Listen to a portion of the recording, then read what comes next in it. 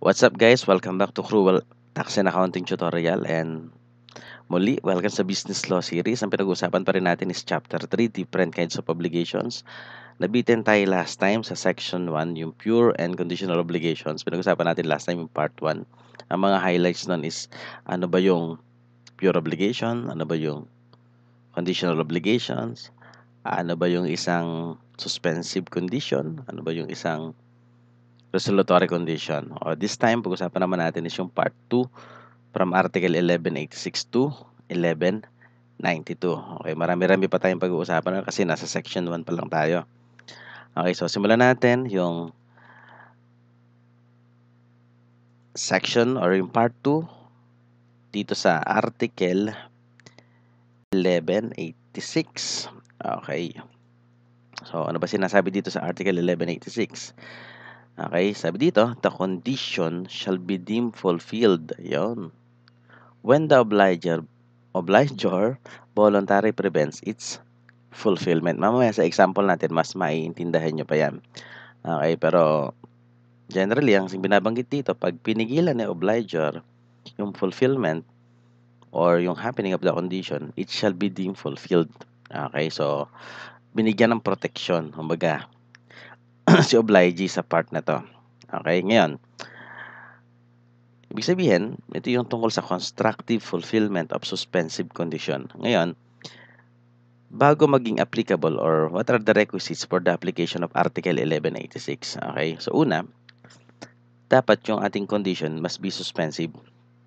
Okay, pangalawa, the obliger actually prevents the fulfillment of the condition and he acts voluntarily. Okay, so maaaring di pa natin maintindihan yan. So, bigyan natin ng example. Okay, so, Koku agreed to give Nadare a 5% commission. Uy, bakit kaya? Sabi, if the latter could sell the former's land at a certain price. Ayun, sabi ni Koku, o Nadare, benta mo yung aking land, tapos pag nabenta mo, bigyan kita ng 5% commission. Okay, ngayon, si Nadare, syempre nagsikap siya, no? Nadare found a buyer who definitely decided to buy the property upon the terms prescribed by Koku. So, okay na. Nakahanap na ng buyer si Nadare at siguradong bibilin. Kaya lang itong si Koku, ang sabi ito ginawa, to evade the payment of the commission. Ayun, bigla nagbago isip, ayaw na magbayad ng commission. Sabi niya, Koku himself sold to the buyer the property at a lower price without the aid of Nadare. Ayun. Dumirekta itong si Koku dun sa buyer kaya nausap. Ang sabi niya, sige, benta ko na sa'yo ng diretso. Okay. Ito, babawasan ka pa. Ganun ang ginawa ni Coco. Why? Ang sabi, para hindi niya mabigyan ng 5% commission itong si Nadare. Okay, so ito, pasok to sa Article 1186. Okay? Kasi nga, una, suspensive ang condition.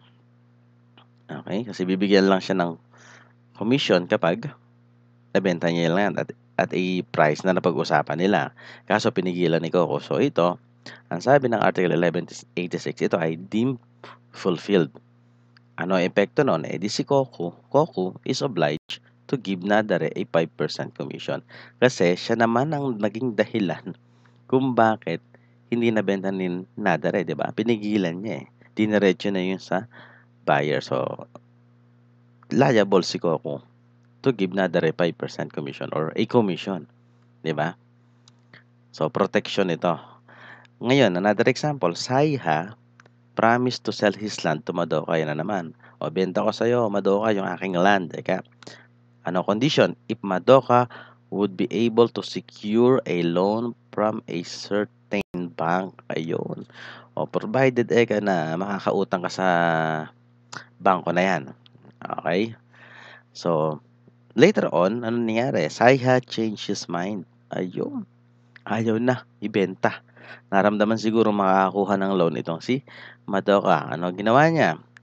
He induced the bank. Ayan, nagpunta sa bangko si Saiha not to give Madoka a loan. So, pinigilan na naman ni dito ng seller or ni Saiha na makautang itong si Madoka. Ang sabi ng Article 1186, okay, it is deemed fulfilled. Therefore, Saiha is liable, ano liability niya, to sell his land to Madoka. Okay? Dahil siya naman ang may kasalanan or siya ang dahilan kung bakit hindi nagawa ni Madoka na makapag-loan sa bangko. Okay, so hopefully naintindihan natin yan. Next is Article 1187. Ano ba sinasabi dito? Uy, mahaba-haba ito ah. The effect of a conditional obligation to give. Yan, tanda niya, to give ang pinag-usapan natin. Once the condition has been fulfilled, okay, shall retroact to the day of the constitution of the obligation. Okay, so doon analyze natin ng konti, ano? Conditional obligation to give. So, mag-focus tayo dun sa to give. So, merong ibibigay. Okay, parang ganyan. So, ano ba ang epekto pag halimbawa, meron kang obligation to give tapos ibinigay mo na yung property? Ano ba naging epekto nun? Una, yung pinagbigyan mo, sa kanya na yung property. Pwede niya nang ibenta yon, pwede niya i-dispose yun kasi binigay mo na sa kanya. Ang sabi, the effect of a conditional obligation to give, once na-fulfill na yung conditions, shall retroact kung kailan kayo nag-usap. Ibig sabihin, as if from day one, kung kailan kayo nag-usap, parang sa'yo na yung property. Okay? Once na natupad na yung conditions. So, mamaya, ang labo nun, ano? So, mamaya maintindihan yan pag nagbigay pa tayo ng example. Okay? Tuloy natin. Nevertheless, when the obligation imposes reciprocal prestations upon the parties, the fruits and interest during the pendency of the condition shall be deemed to have been mutually compensated. Uy, ayan. So, mamaya meron tayong example dyan para mas maintindihan nyo. Isa pang pag-uusapan natin later, if the obligation is unilateral, the debtor shall appropriate the fruits interest. So pinag-usapan fruits and interest, ano? So, mamaya, mamaya makikita natin yan. So, pag-usapan natin, the retroactive effects of fulfillment of a suspensive condition in an obligation to give or in obligations to give. Ano nga ba? Una, pag natupad yung condition, syempre, it becomes demandable upon the fulfillment of the condition. Ibig sabihin, pag na-fulfill na yung condition, pwede ba nang hingin yung property? Okay. So, dapat nang ibigay ni obliger yung property kay obligee. Pwede namang i-demand ni obligee yung property. So, that's the first effect. Pangalawa, its effect, yun, shall retroact to the day when the obligation was constituted. Okay, so mag-example tayo dyan. Okay, so example, on January 20, tandaan yung mga dates ha, Setsuna agreed to sell his land to Homura. Magkano? 100,000. Setsuna as seller, Homura as buyer. Ano condition? Ito, should Homura, si buyer, lose a case involving the recovery of another parcel of land. Okay? So, pag natalo si Homura dun sa kanyang nakapending na case sa court na kiniklaim niya na property, pag natalo daw siya doon, sabi ni Setsuna, sige, pag natalo ka dyan sa kaso mo na yan, benta ko sa iyo itong land ko for 100,000. Okay? Kaso, hindi pa nananalo itong si Homura. Ito na nangyari, April 10, Setsuna sold his land to Reshin. No? Si Reshin is a third party, third person. Wala sa kanilang dalawa. No? Binenta na ni Setsuna. Hindi pa nga alam kung mananalo ba si Homura sa case niya or hindi. Okay? Ngayon, ito nangyari. Homura lost the case on December 4. Naku, haba. Ang haba ng period. Natalo nga December 4. Ang tanong ngayon, does Homura have a right to demand the sale of the land by Setsuna upon fulfillment of the condition on December 4? Okay, so gagamitin natin yung previous article. May karapatan nga ba? May karapatan nga ba si Homura to demand na, uy, sa akin mo benta yan? Okay, ang problema, nabenta na. Okay, sagutin natin yung tanong na yan. Ang sagot, yes. Merong right to demand itong si Homura. Sabi nga dito, as if Homura was entitled to the land beginning January 20. Yun na yung retroactive effect na parang although natupad yung condition December 4, nung natupad yun, as if nung January pa lang, si Homura na yung may right doon sa property. Ganun yung epekto niyan. Okay? However, ayun, may note. It is required that the promise of Setsuna be annotated on the back of the certificate of title of the property according to Presidential Decree number 1529 Section 51. Okay, so yun ang requirement para katunayan na meron talaga naging usapan si Setsuna at si Homura. Okay, otherwise magiging ano yan eh, sasabihin ni Reshin, hindi ko naman kasi alam na meron ganon. Wala namang nakanote dun sa title, etc. na ganon. Okay, so yun yung isang requirement. So yan yung retroactive effect of the fulfillment of a condition. Okay? Ngayon, another example. On January 20, siya rin. Setsuna agreed to sell his land to Homura 100,000. Siya rin. Should Homura lose a case involving the recovery of another parcel of land? As is na as is. Ngayon, on April 10, iba naman ang nangyari. Hindi iba. April 10, Setsuna, yun nga, binenta niya kay Reshin. Okay, ito yung karagdagan, ito yung pagbabago. On May 15, Homura sold the same land to Kanjuro. Ayun na. Yun yung problema. Okay? Ulitin natin. Si Setsuna, seller. Si Homura, buyer. So, sabi ina-expect ni Homura, bebenta sa akin itong land to pag natalo ko sa case na to. Yung sa another property na kine-claim ko. Okay? So, ang nangyari, si Setsuna binenta kay Reshin. April 10. Ayun na. Problema. Kanina nasolusyonan na natin yan, di ba? Sabi natin kanina, kahit binenta pa niya yan kay Reshin, pag natupad yung condition na may karapatin pa rin dyan, si Homura. Ngayon, ito nangyari sa case na to. On May 15, itong si Homura, binenta naman kay Genjuro. Nako po. May 15. Ayan. So, dalawang sale lang naganap. Yung original na may-ari, binenta kay Reshin. Ito namang nag-expect, si Homura, binenta kay Genjuro on May 15, April 10. Ngayon, ito natanong. Homura lost the case on December 4. Natupad naman ang condition. Hanggang ngayon, who among Reshin and Genjuro has a better right to the land? Ayun. Sino nga ba? Okay. Gamitin ulit natin yung retroactive effect of the fulfillment of the condition. Sino mas may karapatan? Si Reshin o si Genjuro? Ang sagot, si Genjuro. Okay. Why? Since the sale by Homura will be considered valid.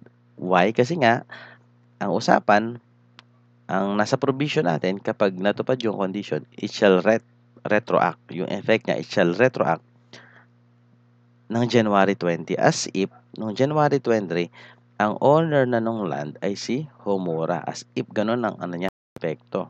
Kasi natupad yung condition. Therefore, kung January 20, ang owner na, assuming ay si Homura, di hindi valid yung sale na to. 'Di ba? Ang valid na sale is ito. Okay?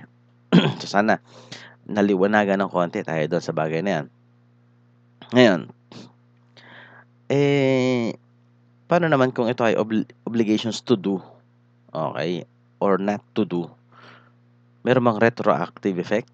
Yung fulfillment of the suspensive condition? Tingnan natin. Sagot, walang rule. Okay? No specific rule or no fixed rule is provided. Therefore, pag walang rule, sabi, the court shall decide whether the fulfillment of the condition have no retroactive effect. O kaya, kung meron siyang retroactive effect, what date such effect shall take effect? Kailan magsisimula? Okay. Okay, so ganyan pag obligations to do or not to do, walang specific provision. Okay. Ngayon, another example.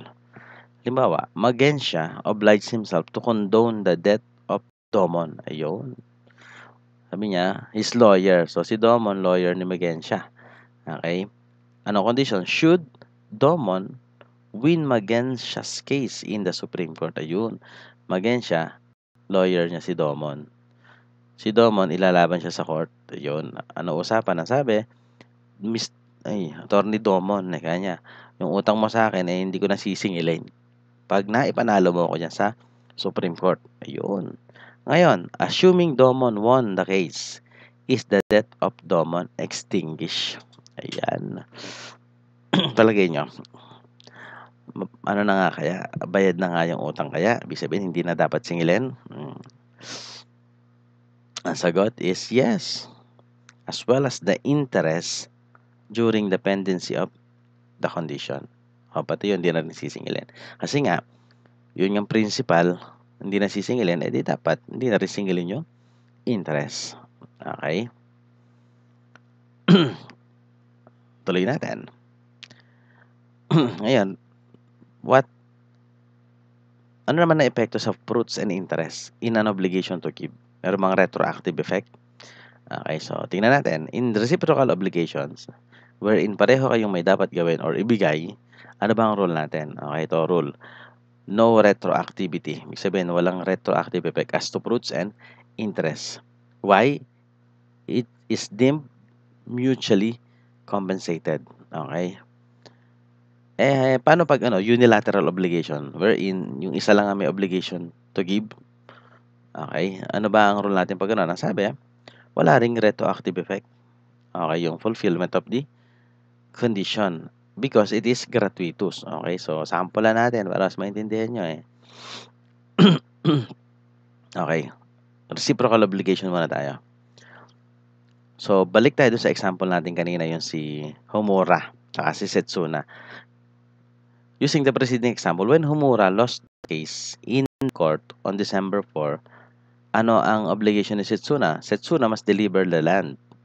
Si Homura naman, sabi, must pay 100,000. Ibig sabihin, obliged na si Setsuna na ibenta yung land, bigay yung title kay Homura. Si Homura na magbabayad ng 100,000. Okay. Ang problema natin ngayon, okay, what if yung lupa na yon meron dong mga tanim, okay? Namunga yung mga tanim, yung mga halaman doon, yung puno doon, ayun, nagsipagbunga, ayan. Tapos maraming puno na nandoon. Tanong, sino may-ari nun? Sino makikinabang doon sa kung ano man yung tumubo doon, nakapakipakinabang? Okay? Sino ang makikinabang doon? Dapat bang ibigay din ni Setsuna yung kay Homura pag ibinenta niya na yung land? O sa kanya na yon? Okay, ang sabi dito, Setsuna does not have to give the fruits received from the land before December 4.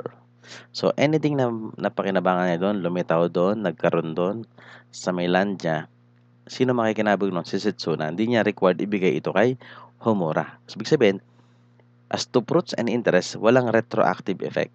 Na para bang sinasabi na, 'di ba? Ang epekto kasi noon, as of January 20, parang si Homura na yung owner ng property. Siya na yung may karapatan doon na hindi pwedeng ibenta ni Setsuna sa iba 'yon. Kasi pag naibenta niya sa iba 'yon, ang mas malakas na karapatan is si Homura kasi nga noong December 4 natupad yung condition, 'di ba? Pero it does not apply to interest or fruits and interest. So, i-retain yun ni Setsuna. Okay? Bakit nga? Bakit nga? Ito naman kasi sa part ni Homura naman, Homura is not obliged to pay the legal interest on the price since the fruits and interest received are deemed to have been mutually compensated. Ayun. Ito naman kasi si Homura din. Di ba 100,000 yung napag-usapan nilang presyo. Lumipas yung panahon, di ba? From January 20 hanggang December 4. So, hindi naman tumakbo yung interest. Hindi rin sisingilin yung interest doon ni Setsuna. Okay? At dahil hindi sisingilin ni Setsuna yung interest, ito namang sa part ni Homura, huwag niyang kunin kung ano mang fruits ang meron doon or ano mang napakinabangan na fruits doon no Setsuna. Ibig sabihin, quits na. Ayun, quits. Yung term na quits, ano? Quits na, parang ganyan. Okay? Ganyan kapag reciprocal obligations. Okay? Paano naman kung pag unilateral obligation? So, doon pa rin tayo sa example na yon. Pero this time, ang pangako ni Setsuna hindi ibebenta. Ang pangako niya, pag natalo ka agad niya sa kaso mo, okay, sabi, idodonate ko yung land sa'yo. Ayun. Hindi selling, idodonate. Ayun. Ngayon, natupad yung condition on December 4. What will be the effect? Ito, Setsuna has to deliver the land but has the right to retain all the and interest he may have received during the pendency of the condition. Okay, so ang meron pa ring right over the fruits and interest kung meron naman received from the property habang hindi pa natutupad yung condition ay sesetsuna pa rin. Bakit? Ano na nga ito, donation na nga no? Dinonate na nga yung property. Pati ba naman yung fruits and interest received during the pendency of the condition, kukunin pa rin na beso. Abusado naman. Sobra na yun. Parang ganun. Diba? Nag-gets nyo? So, tama lang itong law na ito. Okay, so let's proceed to Article 1188. The creditor, ayan na. Okay. Tungkol kay creditor. Before the fulfillment of the condition, ang sabi, bring the appropriate actions for the preservation of his right. So, habang di pa natutupad yung condition kasi wala pa siyang generally yung right over the property o right over kung ano man yung dapat ibigay is wala pa. Parang ganun no? Kaya sabi, he may bring the appropriate action for the preservation of his right. Okay? Second paragraph naman ay tungkol kay debtor. Okay? The debtor may recover what during the same time he has paid by mistake. Ayan. In case of a suspensive condition. So, mamaya sample na natin itong dalawa na to para mas maging maliwanag. Okay? So, rights pending fulfillment of suspensive condition. Ano ba ang right ni creditor? Una, yun na nga, bring appropriate actions for the preservation of his right. Okay? Example kasi, baka itago yung property, diba? Baka ibenta yung property. So, to prevent alienation or concealment of the property. So, si creditor, may bring an action para ma-preserve yung right niya. Okay? Si debtor naman, pag siya ay nagbayad, kasi akala niya due na, okay, kasi akala niya nangyari na yung condition, parang ganyan, hindi pa naman pala, sabi, he may recover what he has paid by mistake prior to the happening of the suspensive condition. Applying the concept of, kung naalala niyo pa, solutio indebiti. Diba? No one shall be unjustly enriched at the expense of another. Okay, so, syempre, paborito nating lahat is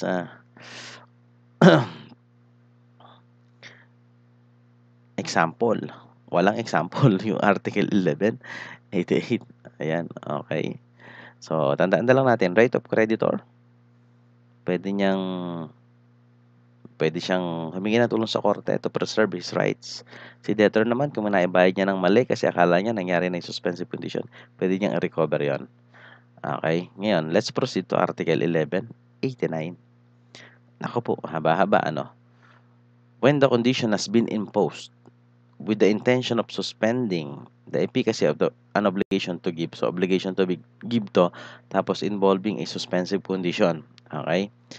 The following rules shall be observed in case of improvement of the property, loss or deterioration of the thing during the pendency of the condition na yun. Paano kung nag-improve yung property bago pa maibigay? Paano kung nawala? Nag-deteriorate kaya? Sino ba ang magso-shoulder ng loss pag halimbawa nawala or nag-deteriorate? Sino makikinabang in case of improvement? Si debtor ba or si creditor? While waiting for the fulfillment of the suspensive condition. Ito mga rules natin. Number 1, sabi dito, if the thing is lost without the fault of the debtor, the obligation shall be extinguished. Ayun. Okay. Number 2, if the thing is lost through the fault of the debtor, ito naman ang problema pag siya may kasalanan kung bakit nawala, he shall be obliged to pay damages. Okay. It is understood that the thing is lost when it perishes, goes out of commerce, disappears, yung hindi mo na talaga makita o kaya alam mo naman kung nasaan pero hindi mo kayang makuha or ma-recover.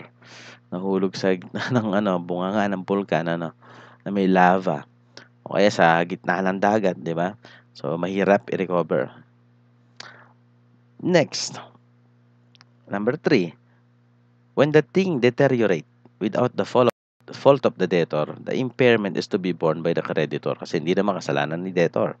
Number 4, kung nag-deteriorate yan through the fault of the debtor, pinabayaan niya kasi halimbawa, the creditor may choose between, rescission of the obligation and its fulfillment. O yun ang pwede niyang pamilihan, rescission or fulfillment, with the right or with indemnity for damages in either case. I-rescind mo plus damages or fulfillment na lang plus damages. Pag it deteriorates through the fault of the debtor. Number 5, if the thing is improved by its nature or by time, nag-improve, sino makikinabang? The improvement shall inure to the benefit of the creditor. Ibig sabihin, nag-improve siya ng kusa, nag-increase ang value niya, etc. Hindi naman ang dahilan ay si debtor. Ibig sabihin na makikinabang ng si creditor. Ngayon, paano kung si debtor, diba, it is improved at the expense of the debtor, ginastosan niya, kaya gumanda, kaya nag-improve. Sabi, he shall have no other right than that granted to the practuary. Okay, so mamaya may example tayo dyan. Okay, ngayon, requisites for the application of Article 1189. Una, the obligation must be a real obligation to give. Okay. Second, the object is specific or determinating. Ayan So, sana alam pa natin kung ano yung specific or determinating. Ito yung mga bagay na hindi mo basta-basta pwedeng palitan. Okay? Number 3, the obligation is subject to a suspensive condition. Number 4, natupad yung condition. Number 5, there is loss, deterioration, or improvement during the pendency of the condition. Okay, so sample na natin. Pero define muna natin what are the different kinds of loss. Okay? So we have physical loss. Okay? Ano to? When a thing perishes, destroyed, burned. Okay? Physically, nasira or nawala. 'Di ba? Naabo. Ayan. Nadurog, nawala totally. Okay, so meron din tayong tinatawag na legal loss. When a thing goes out of commerce or when a thing becomes illegal, o 'di ba? Yung obliged to give, yung thing that you are obliged to give becomes illegal. So that is an example of a legal loss. Okay? Number 3, civil loss. Okay? When a thing disappears in such a way that its existence is unknown or even if known, it cannot be recovered. So nawala, hindi mo na alam kung nasaan. Okay, alam mo man, hindi mo naman ma-recover. Impossible to recover. Okay, so sample na natin. Ito na. What if the thing is lost due or without the debtor's fault? So, loss of thing without debtor's fault. Okay, sample. Yujiro obliged himself to give Jack his car worth 1 million. Ano condition? If Jack will sell Yujiro's property. O sige, benta mo itong mga property ko na to, lupa't bahay, etc. Pag nabenta mo, bigyan kita ng kotse worth 1 million. Okay. Problema, bago pa matupad yung, hindi pa naibebenta ni Jack yung mga property, ito nangyari, the car was lost without the fault of Yujiro. Ang tanong, required pa ba si Yujiro magbigay ng kotse kay Jack? O yung kotse niya, required pa ba niyang ibigay? Ang sagot, the obligation is extinguished even if Jack sells the property. Bakit? Imposible nang maibigay ni Yujiro yung car niya. Specifically, di ba yung car niya? His car worth 1 million. Imposible na. Bakit? Kasi nawala na. At hindi naman siya ang may kasalanan. So, extinguish ang obligation.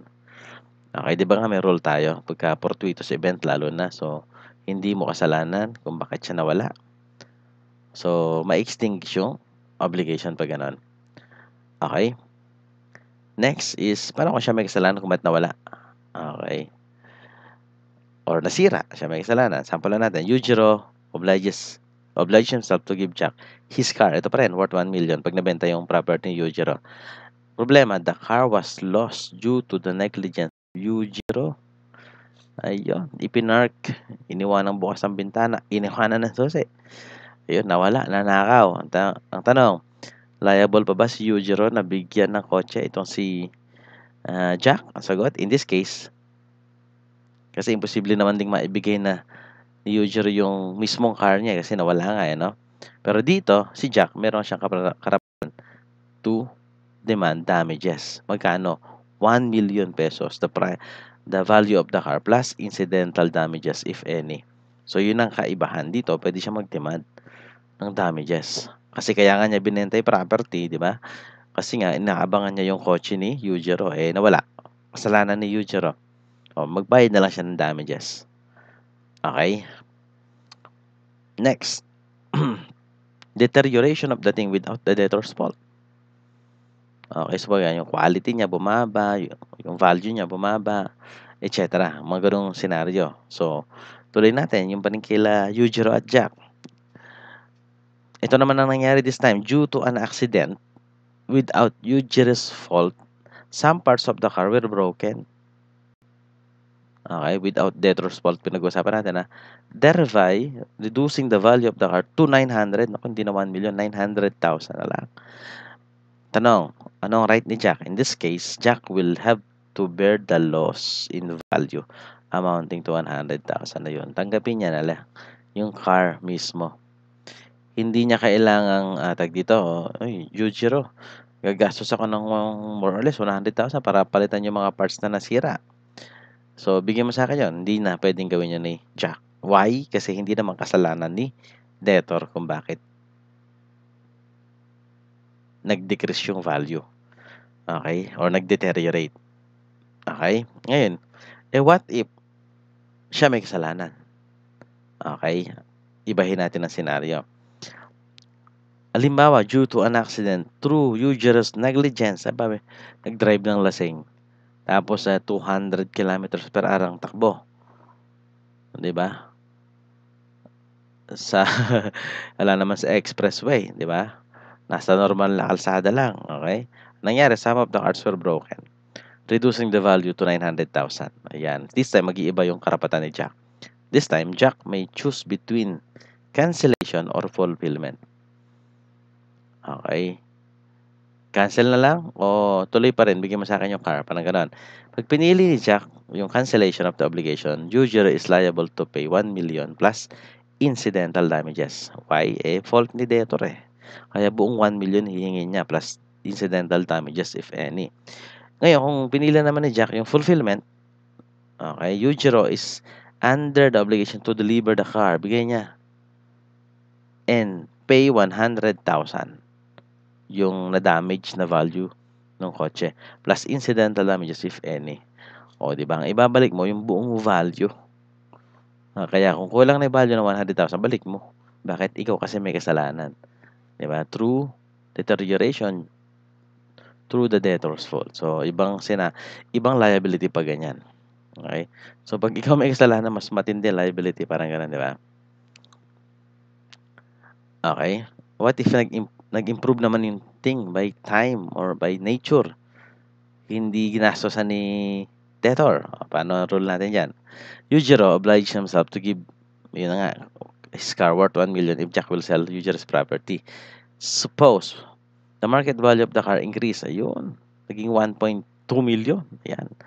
Sino makikinabang sa 200,000? Okay. Such improvements shall inure to the benefit of Jack. Okay. Kay Jack na yun. Kumbaga. Okay. Pag nabenta niya, assuming nabenta niya yung mga property ni Yujiro. Okay. Next. Paano kung ginastosan naman ni debtor? Bago niya ibigay, pinaganda mo niya na yung kotse. Parang gano'n. Tingnan natin. During dependency of the condition, ito ginawa ni Yujiro. Yujiro had the car painted. Uy, ganda. Seat cover change. And upgraded the entertainment system at his expense. Aba? Okay, pinaganda. Okay, pinaganda pa. Okay.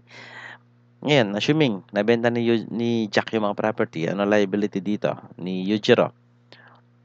Okay. Or ano ang right ni Yujiro kung meron man. Ang sabi, Yujiro will have the right granted to a usufructuary with respect to improvements made on the car. O, ganito, simplihan natin. Pag yung improvement na ginawa niya is pwedeng matanggal, halimbawa yung entertainment system, pwedeng tanggalin, tapos ibalik yung old entertainment system. So, tanggalin niya yan. Pero yung pintura, hindi na. Diba? Makikinabang na si Jack na. Yung seat cover, Puwede rin, okey. Pero generally, dapat lahat 'yon ay mapunta kay Jack. Lalo na yung mga bagay na hindi na puwedeng tanggalin, gaya nung pintura, 'di ba? So, si Jack na makikinabang do'n, okey? So, habang naka Yujiro, eh, 'di makikinabang naman siya 'no, maganda yung kotse niya. Habang hindi pa naibebenta halimbawa ni Jack yung mga properties, so siya naman din ang makikinabang nun. Pero 'pag nabenta niya na, okey, lahat ng hindi mo na matatanggal, kasi 'pag tinanggal mo masisira yung property, hayaan mo na dun sa kotse yon, hayaan mo na dun sa thing. At ang makikinabang na nun ay si creditor. For this particular case, si Jack, okey? Tuloy natin, Article 1190. Okay. When the conditions have for their purpose the extinguishment, ayun, resolutory condition naman, of an obligation to give, the parties upon the fulfillment of the said condition shall return to each other what they have received. Okay. So, parang dito, pag natupad yung resolutory condition, magsosolayan yung both parties. Okay? Kung ano man yung natanggap nila, isusoli nila sa isa't isa. Okay? Ang tanong ngayon, paano kung in case of loss? Deterioration or improvement, what are the rules? Ayan. So, ang sabi, the provisions of 1189 with respect to the debtor shall be applied to the party who is bound to return. Okay, sila may isusoli sila, 'di ba, sa isa't isa. So, ingatan nila 'yon kasi nga pag fault nila kaya ito nasira, balikan natin yung article ng nakaraan. Pag sa fault mo, so liable ka diyan. Either to damages, etc. or fulfillment, mga ganyan. So, kung sino yung magsosole, yung liability niya, pag nasira, nag-improve, or nawala, is yung Article 1189 yung mag-a-apply or yung gagamitin nating provision. Okay? As per obligations to do and not to do, the provisions of the second paragraph of Article 1187 shall be observed as regards the effect of the extinguishment of the obligation. Okay. So, explore pa natin yan. Effect of fulfillment of resolutory condition. In obligations to give, the obligation is extinguished. Siyempre, ganun yung epekto ng resolutory condition eh. It extinguishes the obligation. And once extinguished, the parties are obliged to return what they have received. Mamaya may example tayo dito. Madali nyo nang maintindihan yon. Balik mo kung meron ka na-receive. Okay? Okay, example lang natin. Halimbawa, ganito nangyari. Dopo allows Retsu to use the former's car until Dopo returns from the province. Okay. So, sige, hiramin mo muna yung kotse ko. Pagbalik ko, akin na ulit yan. Ganon, ganon, ganon. So, habang wala si Dopo pa, si Retsu, gamitin niya yung car. Okay. Ngayon, upon return of Dopo from the province, yun yung resolutory condition. Pagbalik ko, akin na ulit yan. Sabi, Retsu must return the car. Ngayon, pag may damage siya, Article 1189. Pag nag-deteriorate value yan, Article 1189. Pag nawala yan, Article 1189. Okay? Article 1191. Uy, haba-habang provision to ah.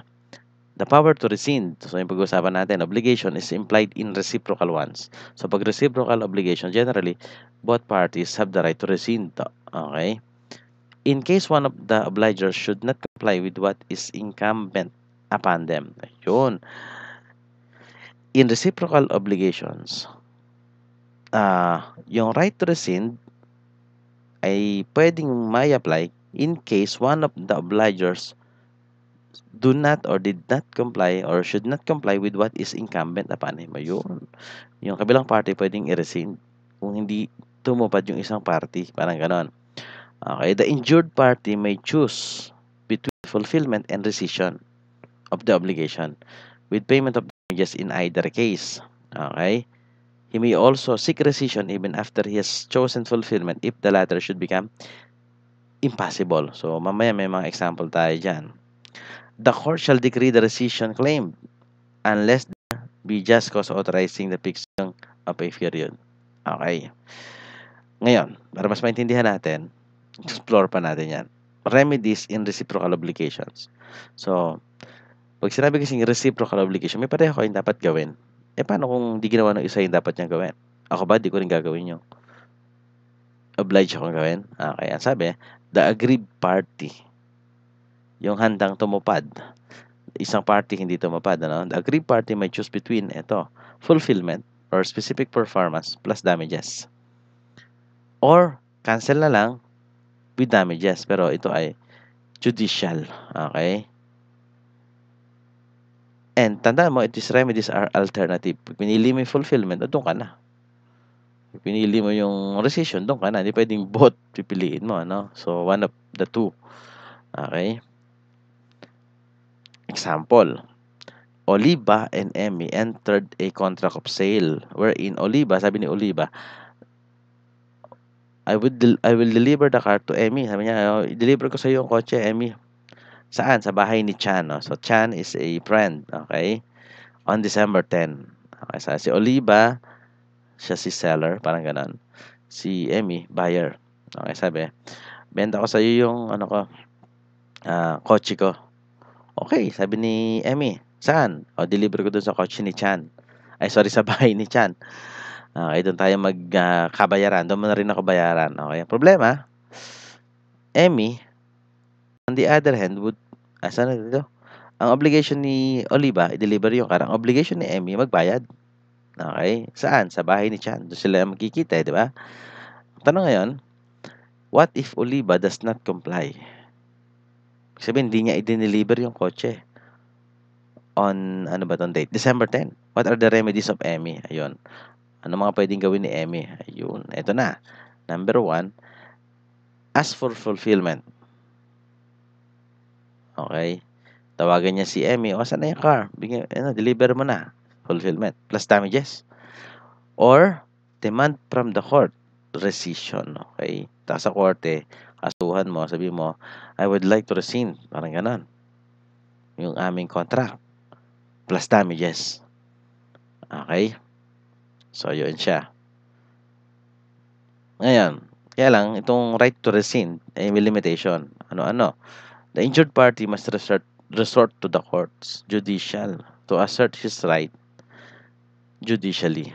Okay? So, doon dapat. Number 2, the court, ito pa isa, has the discretionary power to allow a period within which a person may be permitted to perform the obligation. Ito, may karapatan si korte na magkaroon ng, bigyan pa ng grace period, parang ganon, para ma-fulfill yung obligation. Number 3, rescission is not available if the thing is in the hands of a third person who acquired it in good faith. Ayun ang problema natin. Pag meron ng ibang nakabili, tapos buyer siya in good faith, di niya alam yung usapan ninyo, parang ganyan. So, hindi na available yung rescission. Okay? Okay? And then number 4, rescission will not be granted for slight breach of contract. Okay? Number 5, the right to rescind may be waived. Okay? So, yan yung mga limitations on the right to rescind. Okay? Next. So, pag-usapan naman natin kasi, di ba sabi kanina, judicial rescission. Dapat ganon. Pero, meron din pagkakataon na pwede yung extrajudicial rescission. Okay? Kailan?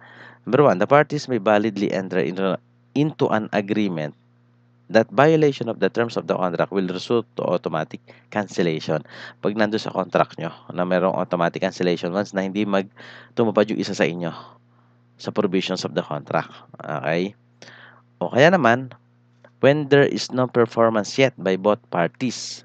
Pero, sabi, the one who is ready and willing to comply may rescind the contract without prior judicial decree of rescission, provided that the other party is not yet ready to comply. Ready na yung isa hindi pa, dapat na nilang, dumating na yung panahon na dapat na nilang i-perform yon, kaso, hindi pa ready yung isa. Sabi, yung naka-ready na at willing na mag-comply, may request or may rescind the contract. Pwede na i-cancel niya. Even without the intervention of the court. Okay? Extrajudicial nga. Okay? So, yan. Next is Article 1192. What if, ito nangyari, in case both parties have breach of the obligation, pareho kayo may kasalanan.